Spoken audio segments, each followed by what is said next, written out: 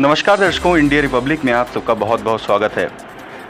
इस वक्त जंग बहादुरगंज में और उसके आसपास के क्षेत्रों सहित खबर मिल रही है कि लखनऊ के आसपास के भी क्षेत्रों में एक तारेनुमा आकृतियां देखी गई जो एक लाइन से चल रही थीं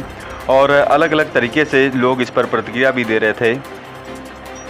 जंग बहादुरगंज में भी कुछ खबरें चल रही थी जहां पर एक साथ 30 से 35 तारों जैसी आकृति एक लाइन में जाते हुए दिखाई दी। ऐसा प्रतीत हो रहा था जैसे कि 30 से 35 हवाई जहाज़ एक के आगे पीछे उड़ रहे हों। ऐसा भी कुछ लोगों ने लिखा, तरह तरह के इस पर तर्क दिए और अभी भी लोग संशय में हैं आखिर यह था क्या। तो यही सभी सवालों का जवाब देने के लिए हम आपके बीच में उपस्थित हैं और इस वक्त एक क्लियर वीडियो आपको आपकी स्क्रीन पर दिखा रहे हैं जहां पर वही तारेनुमा आकृति दिख रही है जो आपने अभी कुछ देर पहले जंग बहादुरगंज में और उसके आसपास के इलाकों में भी देखी गई है और इसको लेकर काफ़ी हलचल भी मची हुई है। इसके बारे में पूरी जानकारी देंगे और आपको बताएंगे कि आखिर यह आकृति क्या थी।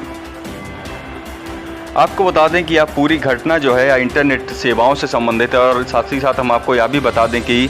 आजकल हम लोग जो इंटरनेट का उपयोग करते हैं उसके लिए एक हमें बुनियादी ढांचे की ज़रूरत पड़ती है और एक इंटरनेट सेवा प्रदाता की आवश्यकता पड़ती है, चाहे वो किसी भी कंपनी का हो, उनकी आवश्यकता हमें पड़ती है और तभी हम इंटरनेट का प्रयोग कर पाते हैं।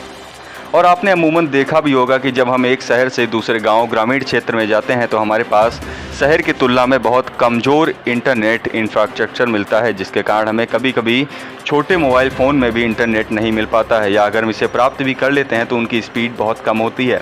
अब आइए आपको बताते हैं कि यह घटना क्या थी।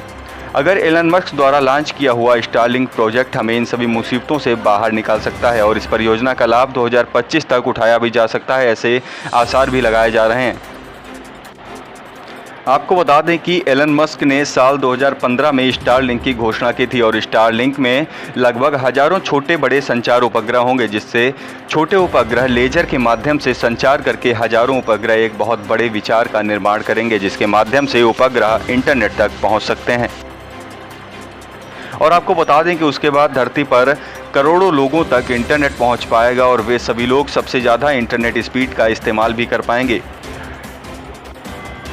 और साथ ही साथ आपको बता दें कि स्टारलिंक के तहत स्पेस एक्स जो एलन मस्क की एक अंतरिक्ष कंपनी है जो उपग्रहों को अंतरिक्ष तक भेजने का भी काम करती है, उनका कहना है कि अगर हम अंतरिक्ष में करीब 42,000 छोटे छोटे उपग्रह स्थापित करेंगे और इन सभी उपग्रहों को पृथ्वी से प्रक्षेपित करने में करीब 10 से 15 साल का समय भी लग जाएगा। यदि इस कार्य को तेज़ी से किया जाएगा तो एलन मस्क का उद्देश्य है कि 2025 या 27 तक स्टारलिंक पृथ्वी के चारों ओर उपग्रह की एक अनावरण जैसी चादर बन जाएगी, जिसमें लगभग हजारों उपग्रह आपस में जुड़े रहेंगे और एलन मस्क के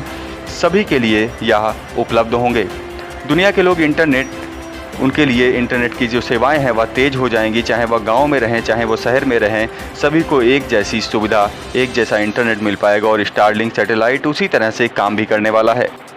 और साथ ही साथ बता दें आपको कि स्टारलिंक से जो सैटेलाइट इंटरनेट सेवा है यह बीटा टेस्टिंग वर्जन में है और इसकी स्पीड की अगर हम बात करें तो डाउनलोड स्पीड 50 Mbps से 150 Mbps के बीच में इसकी जो डाउनलोड स्पीड है वह रहेगी और साथ ही साथ यह low latency internet service 20 millisecond से 40 मिलीसेकंड तक का समय लेता है। लेटेंसी यानी वह समय जो डेटा एक पॉइंट से दूसरे पॉइंट तक पहुंचाने का काम करता है। तो आप सोच सकते हैं कि 5G स्पीड से भी तेज़ जो सेवाएं हैं वह स्टारलिंक के माध्यम से जल्द ही कुछ सालों में सभी को मिलनी शुरू हो जाएंगी। कुछ ऐसे इलाके भी हैं जहां पर फाइबर ऑप्टिक नहीं पहुंच पाते हैं, जहां पर टावर नहीं लगाए जा सकते हैं, वहां पर ये सेवाएं सैटेलाइट के माध्यम से इंटरनेट प्रदान करने की ये सेवाएँ जो हैं यह बहुत ही महत्वपूर्ण साबित होंगी।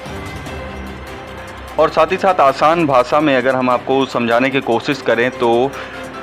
स्टारलिंक का यह काम है और इसी के साथ कई सैटेलाइट उन्होंने अंतरिक्ष में पहुंचाए हैं और ये लाइन में चलते हैं, आपको वैसे भी बता दें। और रात के समय में पृथ्वी की जो दूसरी दिशा होती है उस दूसरी दिशा में मौजूद सूरज की रोशनी में यह सैटेलाइट्स जो हैं या कभी कभी चमकने भी लगती हैं और कई और सैटेलाइट भेजने की अभी तैयारी भी चल रही है। और साथ ही साथ बता दें कि एलन मस्क भारत में भी लोगों को सैटेलाइट के जरिए जो इंटरनेट सुविधा है उसको देने की पूरी कोशिश कर रहे हैं और उसको लेकर काम भी हो रहा है, लेकिन अभी उन्हें भारत में ऐसा जानकारी मिल रही है कि उनको अभी भारत में इसके संचार का लाइसेंस नहीं मिल पाया है। और साथ ही साथ आज जो यह घटना पूरी देखी गई है उसका विश्लेषण यही निकलता है कि यह कोई खगोलीय घटना नहीं कही जा सकती है, या एक सैटेलाइट्स हैं जो एक सीक्वेंस में चलती हैं, एक लाइंस में चलती हैं और उम्मीद करते हैं कि आपको हमारा वीडियो बहुत पसंद आया होगा और एक महत्वपूर्ण जानकारी भी आपको मिली होगी। तो आगे भी ऐसी चीज़ें जानने के लिए बने रहिए इंडिया रिपब्लिक पर।